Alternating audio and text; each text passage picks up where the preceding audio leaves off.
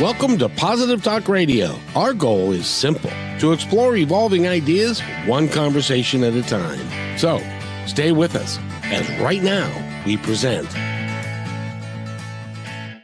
Oh, we got a tremendous show for you today. I'm so pleased that this young lady is here. She is remarkable. She's done so many things in her life, and we're going to talk about all of that, but mostly we're going to talk about the last 7 years because she's been a singer, a songwriter. She has done a lot of blues. She's written songs, and she's done a lot of work in that area. She also is a life coach and worked with very successful business people and built a successful business doing that. And so her name is Juniper Jillian Joy, formerly known in the music world as Tammie Shannon. So you may recognize that name from the past, but she's moved into this, and she's also now an author. She's written a great book that's called The First Story of Intentions, and it's all about her healing her inner child that has taken a good portion of her life to be able to do. And with that, Juniper, welcome to the show. How are you? Hello, I'm very welcome to be here. Thank you so much for having me. Well, you are so welcome, and you are. I gotta name drop this because it's important. Are you in Nashville? I am in Franklin, which is about 11 miles south of Nashville. It's a And she, quieter town. yes, and being the music person that she is doing. I just love the fact that you are keep reinventing yourself, We and should you're all, we should never get stagnant. You do a great job of that yourself. well, thank you. But when I tell people, when people read my resume, it's kind of like it looks like I can't keep a job, but it's not that. It's that I'm doing things that I love and changing, like you're doing. It doesn't feel like work when you love what you do, That's exactly right. you know. That's exactly right. And you are brilliant at what you do, and your book is being received very well. When did it come out, by the way? It's been out, I think, about maybe 8 or 9 weeks now.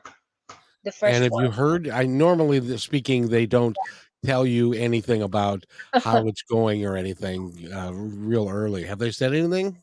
They have. It's actually going really well. I'm actually getting messages, testimonials from people that about the changes that they've experienced. So it's just been a blessing. I'm very excited to see, more to come. It's remarkable because that's the whole reason I know that you did this book is Yeah. that if you could impact a person's life. So when you get these emails and they're telling you how much it's meant to them, it Yeah. brings a tear to your eye, doesn't it? Oh my gosh, it's more than that. It's like I feel like I'm experiencing it with them because literally my book, The First Story of Intentions, is the introduction to the inner child for every reader because that is the most misunderstood part of our body, our being, our very essence of ourselves. And it's really been amazing because it's not really my story. It is my story, but it's all of our story. It's every one of us. Doesn't matter. I've just had a lot of things happen to me early in life that, if we know of someone that fits every single character, and some people may, is what's been amazing is that some people read it and they start out feeling like they're one of the characters and then they're like, oh my gosh, I changed over to that one. And it's really been interesting. One A lady that wrote me, her name is Jeannie, and she's such a sweet, I believe she's in her 70s, and she is a book author now. This lady is a book author, and she wrote about healing her inner child. And she wrote me this beautiful message, and she said, she said, I thought that when I wrote my story that I was done, I was finished healing and it was over. And she said, I realized, she said, I really, Sarah got on my nerves in the beginning. And I asked her, I said, and it was a beautiful, and I asked her, I said, do you mind telling me why? What made you feel that way? And she said, because she was so happy. And she said, all I felt was shame and guilt from the way I treated my inner child. And she said, as I read and went through the book, I understood what you were telling us was that the inner child is all about peace, love, and joy. That's the part of us that when it's healthy, the rest of us can have peace, love, and joy because we're in tune. We are toned and attuned. And she just wrote me this beautiful, we wrote back and forth to each other, and it was just beautiful. So she shared her story, and it was amazing. Why do you think it is that, since this is really is, and you're right, I mean, you've talked with doctors and educators and lots of people about our inner child and how it works. Why do you think so many people still dismiss it as not being real, and or they look at it as something that is more real than they are? Absolutely. They either overinflate it or they underestimate it. And what's interesting is in both ways, it's completely the inner child is the most misunderstood part of our being. And the simple way to put it is, and I'm going to ask you a question. Do you know why God didn't have but one son? um, What do I you think? I think probably because one was enough. Well, God realized he's so big that he could put a part of himself in every one of us. And that is our inner child. That is the part of us Ah, that yeah. keeps us as humble as a little child. And when we are connected to our inner child, we are unified and connected with God. I mean, I'm telling you, it's God and I are inseparable because I am constantly I learned early on when I was traveling the world. I learned that I had to begin to heal my body because what happens is, so a parent, do you have children, Kevin? Oh yes, I've got two boys. Okay. So when your boys were little and they come up and they go, Daddy, Daddy, Daddy, Daddy, Daddy, Daddy, Daddy. And you're like, I'm talking to your mommy right now. So you kind of go away from them because you're having an adult conversation or you're talking to friends that are over and you're ignoring them. Well, what happens is they just go away, right? Well, the inner child is very similar. The inner child is telling us, don't do that. That's dangerous. Don't do that. You're causing me not to trust you. Don't do that. You're going to add trauma to that choice is going to add trauma to us. And we're going to have bigger problems, bigger fish to fry over here. And sure enough, they don't listen because the inner child stops talking. And most people literally live with their inner child fragmented from their inner child. I mean, in therapy about the inner child, the first thing when you're sitting with someone, the first thing that I would say is, where is your inner child right now? When you talk about your inner child, what is the voice? Where do you hear the voice from? And is it louder Within. or softer than the other voice, the other It's people? very soft. It's very gentle. Like it in really to me, it's like it's a younger version of God's voice. It's like so as an example, so if you say, here's one, Kevin, would you like a drink?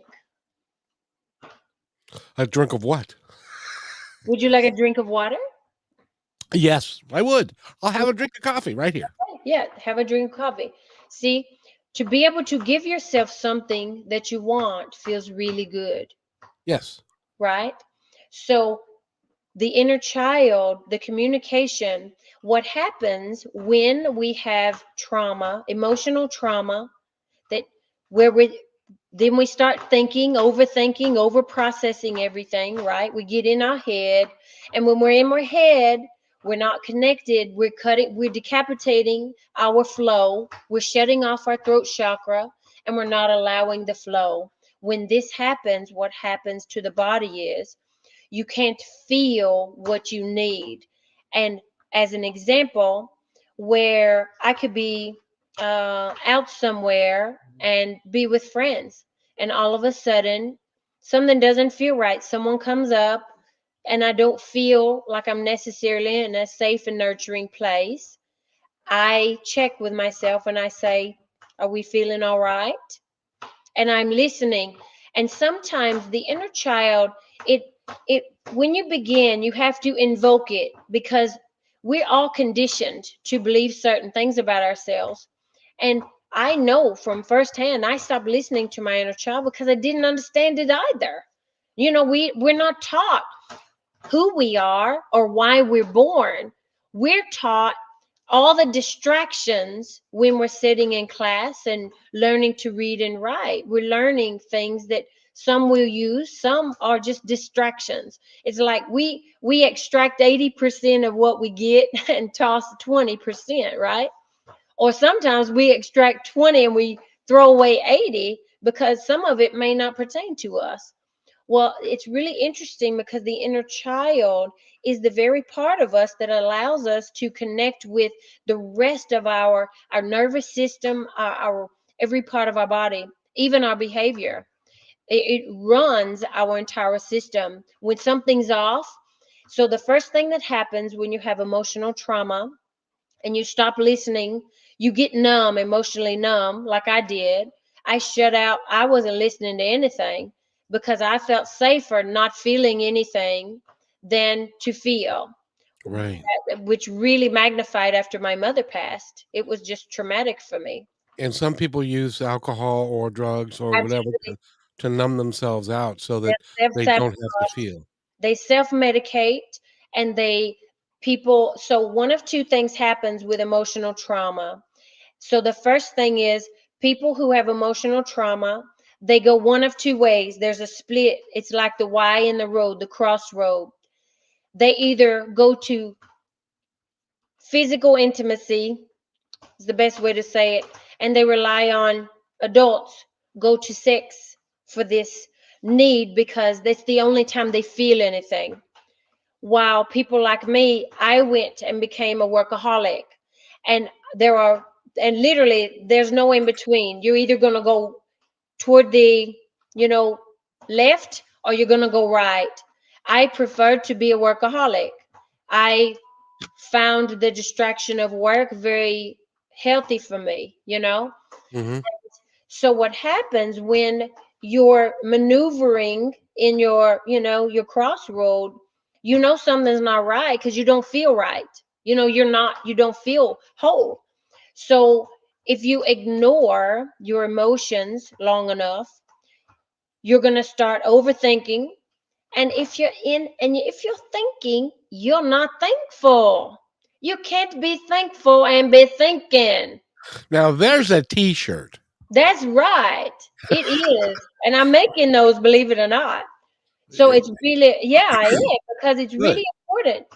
And there's a gratitude that I always say, and it's, I'm not thinking, I'm thankful. And that's the truth.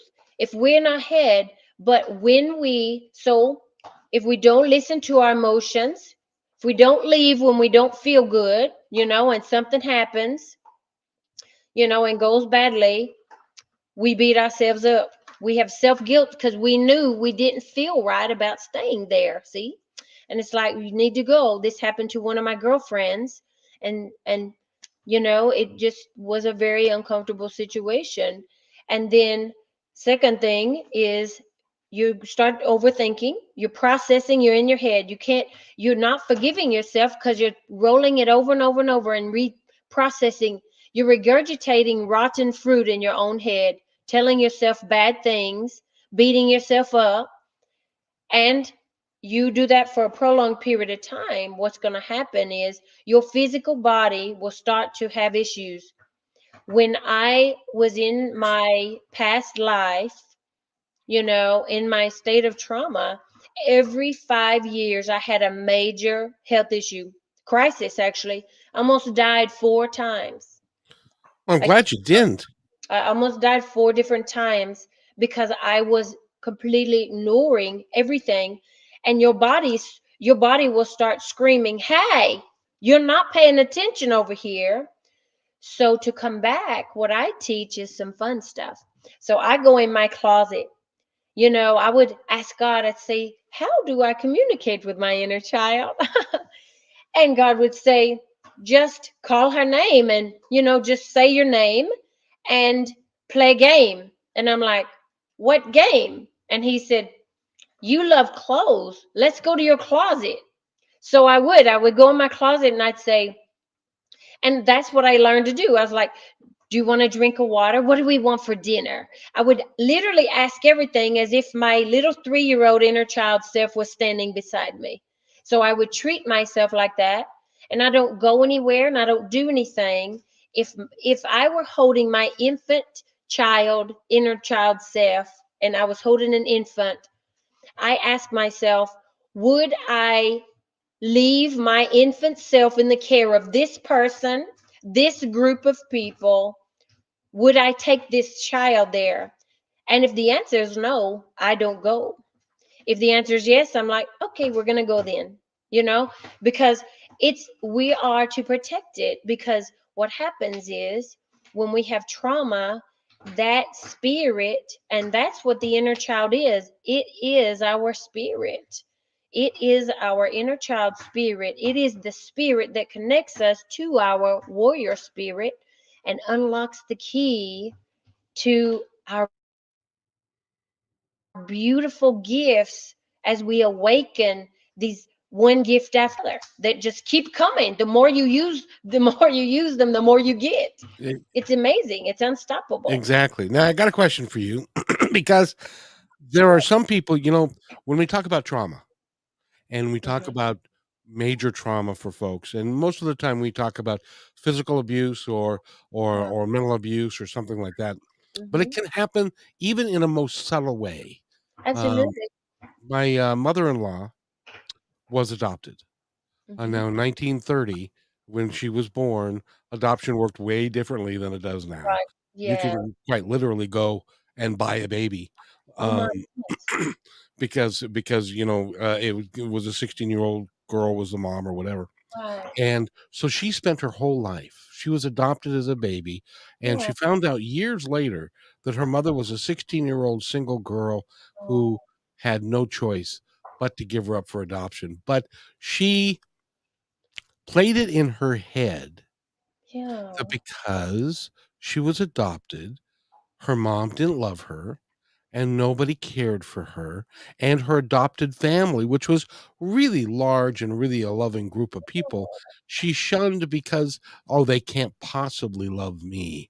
What would you give the advice to that little girl to get her out of that so that she could, because she ended up living her life less than because that was always in the forefront of her mind. And so, how would you advise her to deal with her inner child so that she could get past that? I was literally just talking to someone about that very thing. Emotional trauma, the first sign is someone that doesn't feel that they are good enough. That is the number one sign, is that they don't feel like they're good enough. What I do is I wrote an unconditional love parable, and I wrote a song that is called Won't Let Me Down. And what I did for me when I was feeling like her, and I would be happy to send them to you, really. And what I did was I looked in the mirror when I wrote this song. I was really not in a good way, and what I teach them, it's what I have found is it's really difficult to look in the mirror at yourself and tell yourself you love yourself. It's really hard. Yeah. And you know what? It's very hard. It's one of the hardest things that someone with emotional trauma ever has to do. And if someone ever wants to wonder if they have emotional trauma or not, go to a mirror and be serious and stand there. And I would recommend for this young lady, your sister, I would recommend that she go to a mirror and stand in the mirror and look deeply into her own eyes and say this mantra: I'm aware of unconditional love. I ask for unconditional love. I accept unconditional love. I act with unconditional love. And I allow unconditional love. I had to say that for myself, I don't know how many times a day, literally. And if she will get something that she thinks that she loves the smell of, she can imprint her brain, she can imprint herself with positivity and flip the fear and the negative thoughts into positivity by saying the unconditional love mantra. And as she says, I'm aware of unconditional love. I accept unconditional love. Isn't that something? So while she says the unconditional love mantra, she takes the smell every time. And what you're doing is you're imprinting your brain. It could be a food she likes, like a strawberry. Like strawberries have a really nice smell. She could smell it and then bite into it. And then she's got this amazing imprint of smell and taste. And you're imprinting your brain, and what you're doing is you are creating neurogenesis in your own mind, intentionally So through these. you're really changing the neural pathways of your brain Absolutely.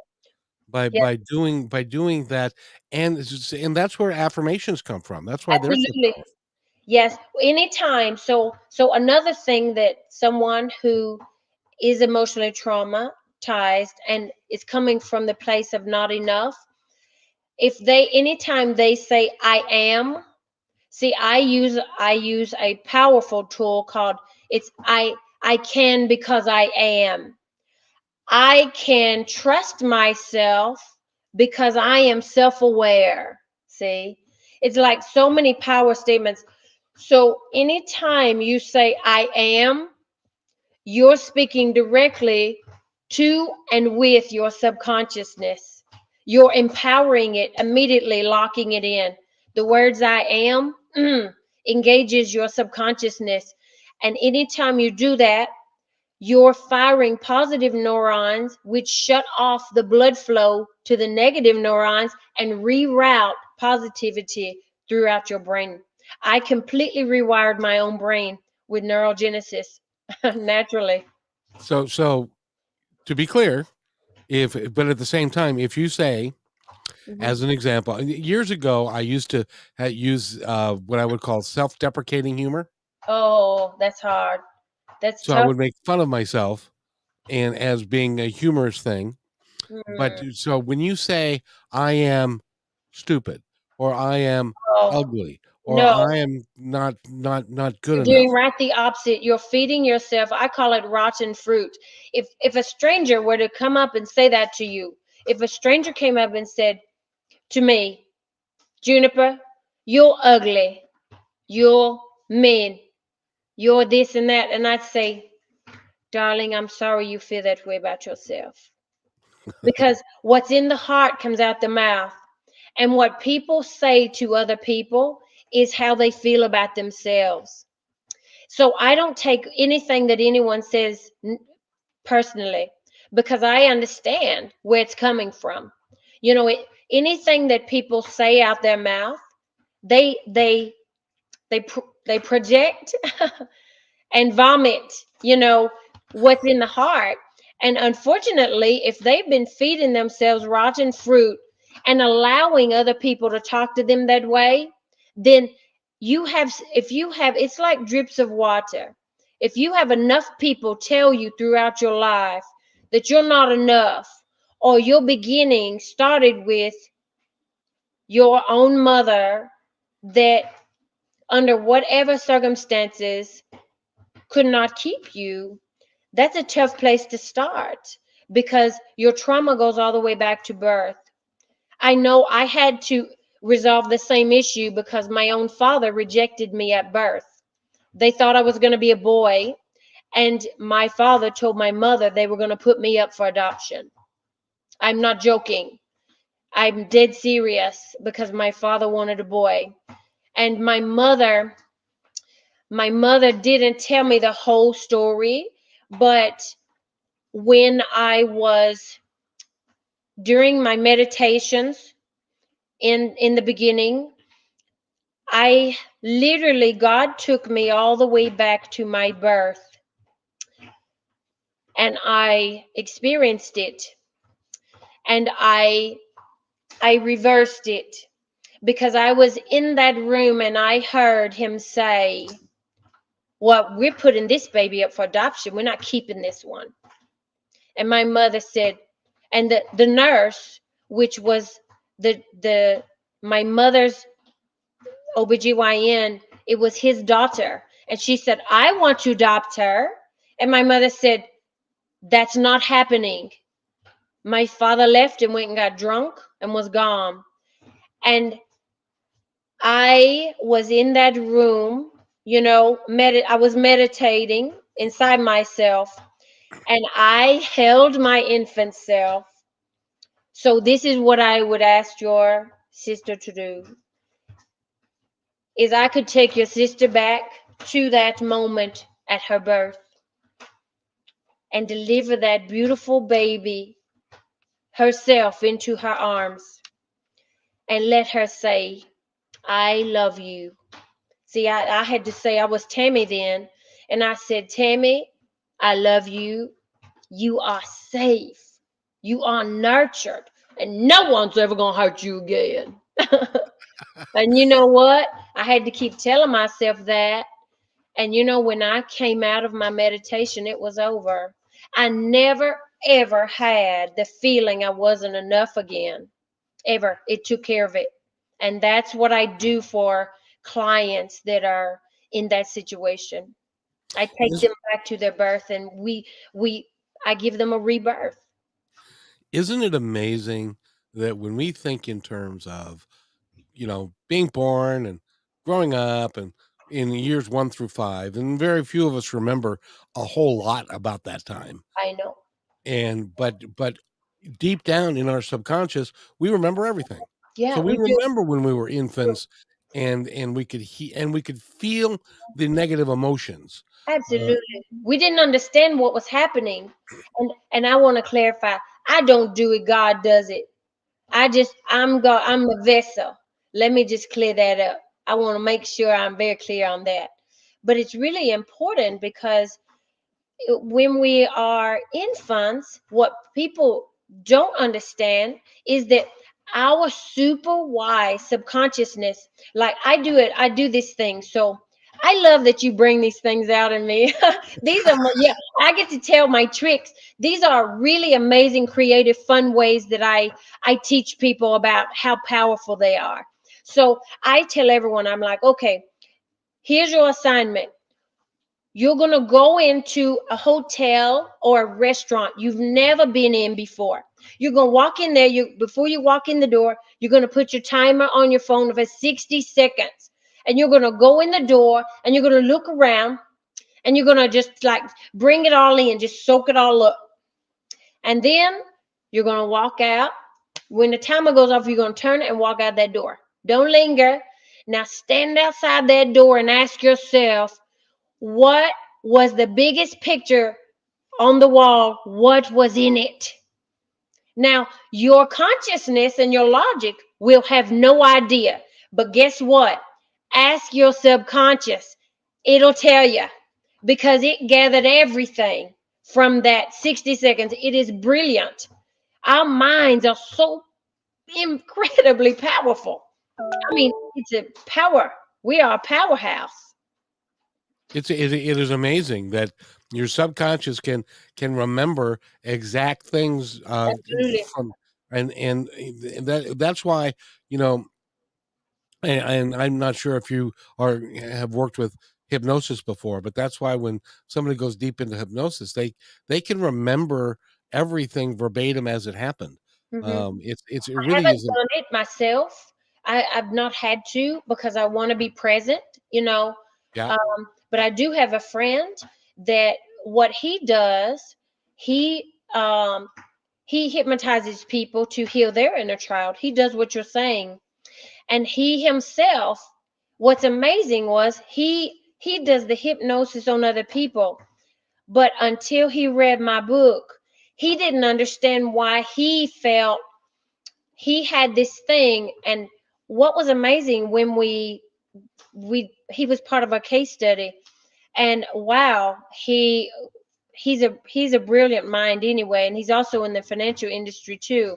So he's a left brain right brain person. But it's interesting because he said his whole life he felt he had a fear of abandonment, and he never understood why.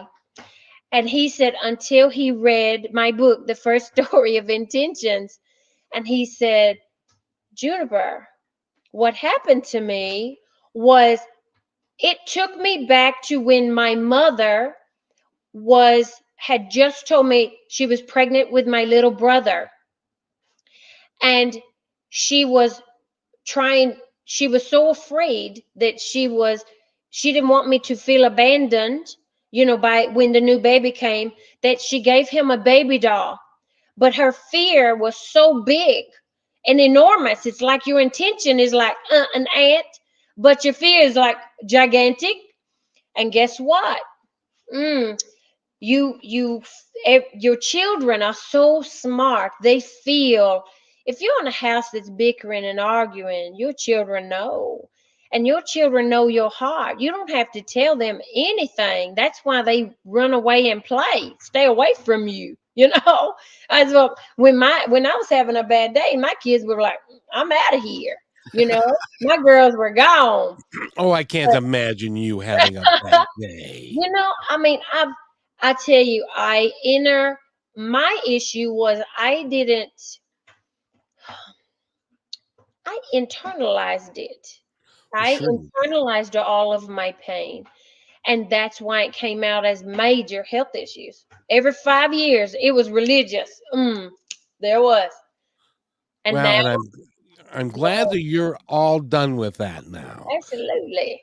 And you're doing some remarkable work, and it's really cool. By the way, we're talking with Juniper Jillian Joy, and go to juniperjillianjoy.com. That's Jillian with a J. So it's JJJ, Mhm. and juniperjillianjoy.com, and you can get her book, The Story of Intentions, which is a big that's the first story of intentions. Great intentions. Yes, which is it's a brand new release, Mhm. and it's just coming out, and it's been out a couple of months, Yeah. but it's doing very, very well.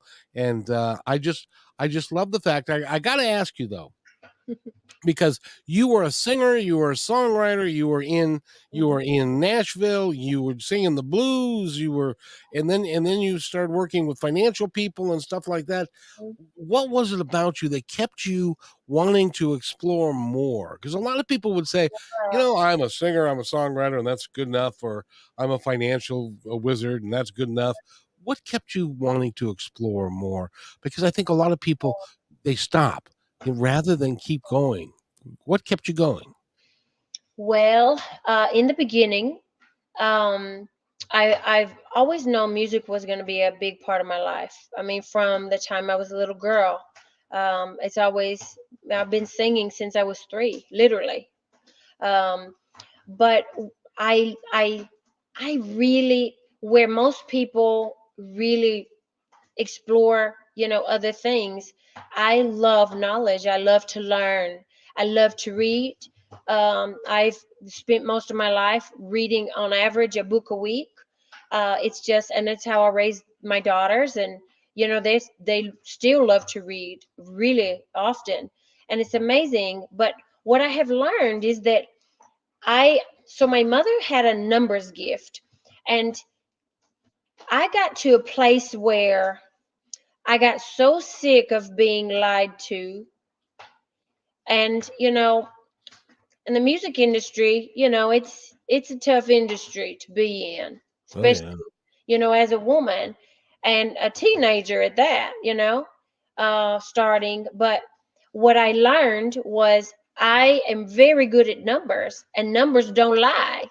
And I realized I needed to do something that didn't lie to me. And seriously, so I went back to school and for business marketing and finance, and just kept going back to school because what I learned was working for myself. I worked for a Fortune 500 company for almost 5 years, and when they did not, they had a lack of integrity. So I realized if they had a lack of integrity to me, they were going to have a lack of integrity to my clients. So I left and started my own practice, and never looked back. And what I loved about that was if my clients had the need, I could go get it. And I was a personal producing and uh, MGA, Master General Agency. I had agents underneath me, but I worked with business owners up to Fortune 500 companies. And really, what I did was I could look at a spreadsheet and see what was wrong, just like that. And so that was the way in. It was really interesting. And then what I ended up doing was it evolved into teaching them how to use intentions targeted at the inner child experience when, people like us use their products and services. So it was really fascinating. And I decided I didn't want to help and be in that world. I signed a lot of non-disclosures because the people that were hired to do that job didn't know how to do it, and they hired me in secret, you know, to do it. So it's been an interesting road, but numbers don't lie, and I love numbers. I've always loved numbers, always been good at them.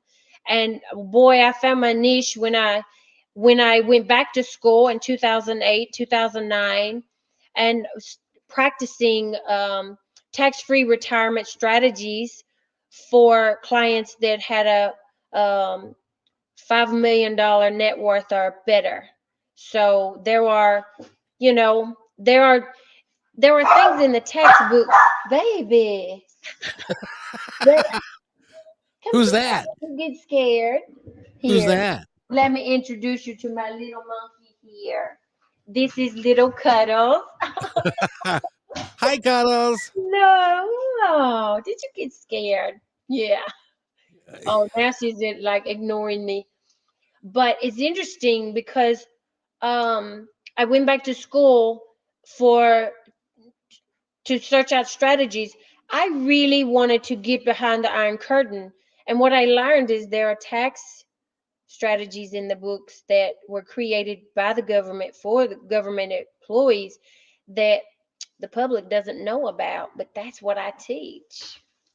So I gotta ask you. You've been in the music business, Uh-huh. and the music business has a reputation for It having a does. lack of integrity.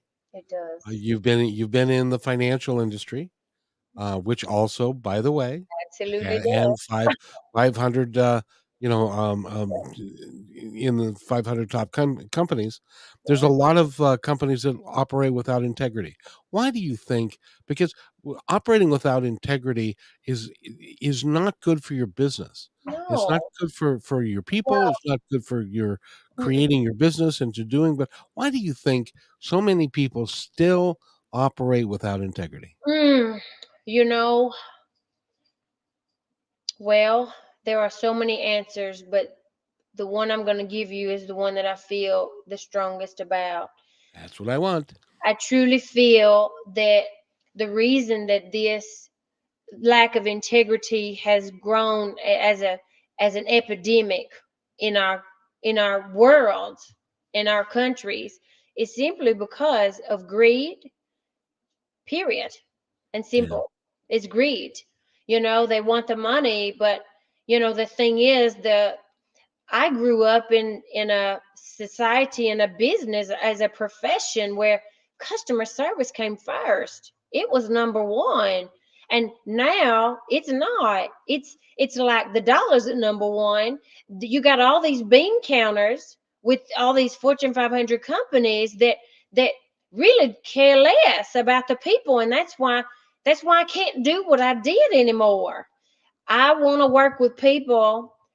I'm not walking away from the money side or the tax free, you know, sheltering thing. I'm just going to help us, if you know what I mean. Yes, ma'am. You're going to help folks That um, need the that most. need it and that don't necessarily have got the resources to go Right. hire because you are a high powered person, and sometimes it takes a lot of money. Well, there again, it takes money to hire someone like you. So I'm glad you're doing what you're doing Yeah, but because this is actually why I'm opening Joy. So in 90 days, we're in the process of getting everything set up now. So I have Joy University for people who want to explore their inner child and heal every part of them. As deep as they want to go, I'm in. Let's go. And then Joy Financial Institute, where I'm going to work with people that I want to work with, you know, and we're gonna change the world from the inside out and well when re-educate. you got 90 days you said. Yeah, in 90 days we'll have Joy University, Joy Financial Institute, and then Joy Educational Center. So we're when gonna you set get that up. when you get all that set up, will Hmm. you come back on the show so that we can talk about it? I will. I will. I'm loving setting it up though. I gotta Oh, I'll show you bet. something. I gotta show you what I got in. Oh, isn't My that pretty? my patent, my first patent is in, and that's my holistic health solutions for pets. See, Perfect. we're attacking every part, and my nonprofit, we're gonna be matching and helping match emotionally traumatized people with dogs for therapy dogs. Very nice. Yeah, I'm really excited. I can't wait to share all of it with you once I have all the dots connected. There's a lot to connect right now, but we're getting it done. So I got to ask you because you've been successful doing a lot of different things. What is and this is now what's driving you. You can see It it in is. you. It is. It's is this something that came as like a download from above? Do you think God is talking to you directly and is asking you and begging you to put this together? You know what? I love that question, and thank you for asking me so openly, vulnerably, and intimately. I love that. At first, it was coming as downloads. Now everything is coming from within me. It's like it's coming from within me and around me and everywhere I go. It's just a knowing. It's just the knowing that this is my why I was born, and nothing is going to stop me. You and I, my dear, have got the same idea, only differently, because I believe sincerely, honestly, and totally that this is for you and me to have this conversation. This is why I was born. Yes, I absolutely agree. And it's important that everybody feel that way. It is an incredibly freeing moment when you can say, "This is my passion. This is what I love to do, and this is what I'm going to do for the rest of my life." Or it's going to lead to something else, like you're You're continuing just to going to keep evolve. growing it. Yeah, you should never. And that's the point. We should never limit God. When we limit God, we limit everything and everything around us. We And it's have so much help out here. The universe, it just wants to deliver. We just put it out there. and it's we are not capable I really think we're not capable of understanding how powerful we really are. Absolutely. Absolutely. I believe, I truly, I know that I'm just touching the surface of how much of my brain that I'm using. And I fire all parts of my brain every day, all of them. With activities and things that I do that are really fun. But I know that I'm really just tapping the surface here, and that's why I want to be able to be a part of and help heal mental health like Alzheimer's, Parkinson's, MS. I know that I'm going to be able to create some things to help refire their brains to give them a longer extended life. You are sensational, I do have to say.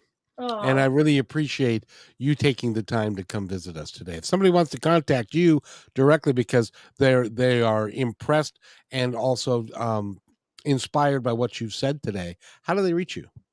they can go on Instagram at um, Juniper Jillian Joy or at author Juniper Jillian Joy, either one. And they see my picture that's on the back of the book. um, or they can email me through the website at juniperjillianjoy at gmail.com and just reach out to me. I want to hear from them. Isn't it going to be amazing that you can walk into at one point any bookstore in the country and your face is going to be on the back cover right there? I can't wait. I can't wait. I can't wait to hear the stories of healing. That's what that's what I live for. That is really what I'm living for, is to hear that they read the book and they are feeling good. They're starting to have peace, love, and joy in their life. I want that. I want that for everyone. And if you don't believe that you are good enough to have peace, love, and joy in your life, Hmm, get the book absolutely. because that's I think the first lesson that will take you along your path. Um, Yeah. because we all, And the go ahead. Well, I do want to mention too, the other thing that we're doing is my nonprofit. It's called Joyous Intentions. And what we're going to be doing is we're going to be, all the others are going to be funneling money into it to fund it. And of course, take donations as well for people who want to heal their emotional, mental health, and physical health, but they don't have the funds and they can't afford to, have a therapist or use that, have the access to what they need. Part of what we're going to be doing is having people, we'll have volunteers that come in and teach skills, not only while we're training them on healing and helping them heal using scholarships and things like that. So we're opening that as well.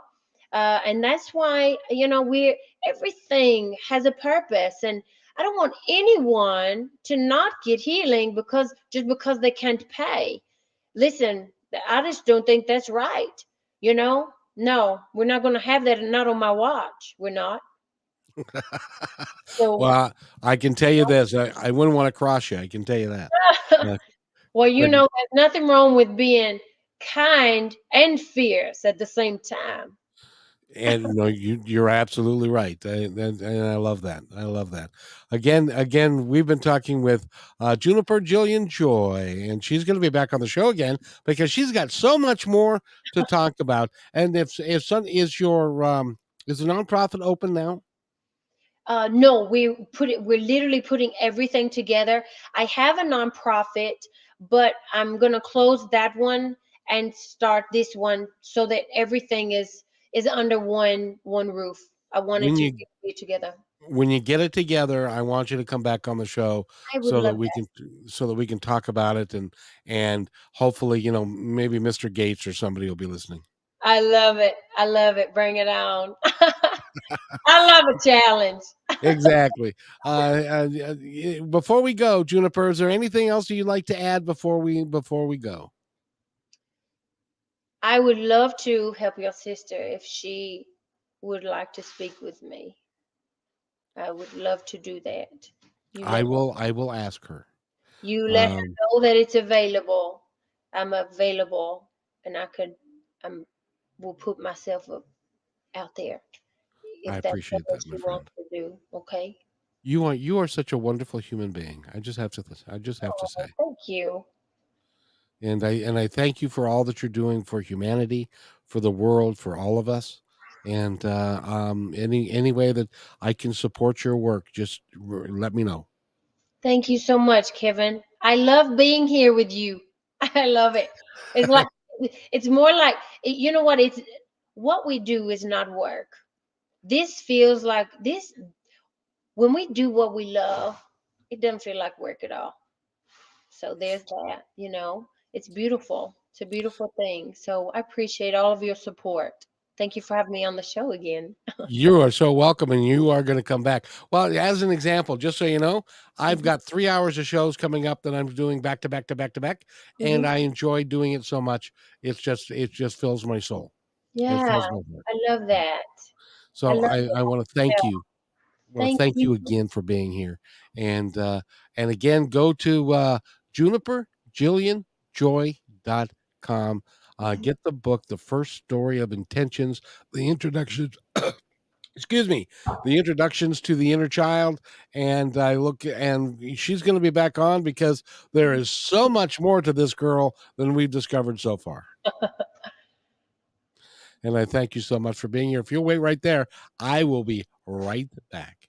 Hey, thanks for enjoying this episode all the way to the end. Please give us a like and subscribe to this channel. This has been a production of PositiveTalkRadio.net. Please visit our website, oddly named PositiveTalkRadio.net, for more details about us and our mission, which is to provide great positive programming designed to inspire us all. I'm Kevin McDonald, and I'm proud of these shows, and I truly hope that you'll like them and share them with friends and family. So on behalf of our entire team, remember, be kind to one another because each other's all we got.